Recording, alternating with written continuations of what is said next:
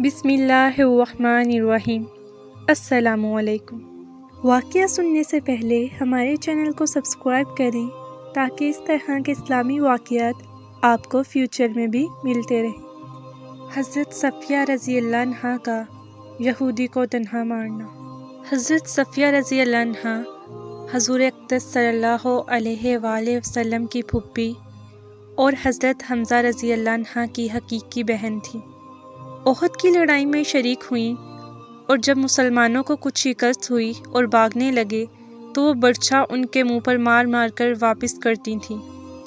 غزوہ خندق میں حضور اقدس صلی اللہ علیہ وآلہ وسلم نے سب مستورات کو ایک قلعے میں جمع کیا اور ان کی حفاظت کے لیے حضرت حسان بن ثابت رضی اللہ عنہ کو بطور محافظ کے چھوڑ دیا تھا۔ یہود کے لیے یہ موقع غنیمت تھا کیونکہ وہ اندرونی دشمن تھے۔ یہود کی ایک جماعت نے عورتوں پر حملے کا ارادہ کیا اور ایک یہودی حالات معلوم کرنے کے لیے قلعے پر پہنچا۔ حضرت صفیہ رضی اللہ عنہا نے اندر سے اسے دیکھ لیا۔ حضرت حسان رضی اللہ عنہ نے کہا کہ یہ یہودی موقع دیکھنے آیا ہے، تم قلعے سے باہر نکلو اور اس کو مار دو۔ حضرت حسان رضی اللہ عنہ نے ایسا اس لیے کہا کیونکہ وہ بہت ضعیف تھے۔ ضعیف ہونے کی وجہ سے ان کی ہمت نہ ہوئی تو حضرت صفیہ رضی اللہ عنہ نے ایک خیمے کا کونٹھا اپنے ہاتھ میں لیا اور خود نکل کر اس کا سر کچل دیا۔ پھر قلعے میں واپس آ کر حضرت حسان رضی اللہ عنہ سے کہا کہ چونکہ وہ یہودی مرد تھا، نامحرم ہونے کی وجہ سے میں نے اس کا سامان اور کپڑے نہیں اتارے۔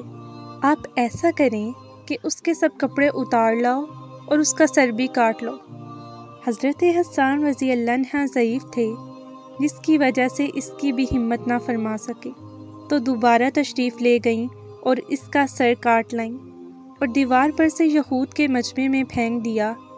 وہ دیکھ کر کہنے لگے کہ ہم تو پہلے ہی سے سمجھتے تھے کہ محمد صلی اللہ علیہ وآلہ وسلم عورتوں کو بالکل تنہا نہیں چھوڑ سکتے ہیں، یقیناً ان کے محافظ مرد اندر ہی موجود ہیں۔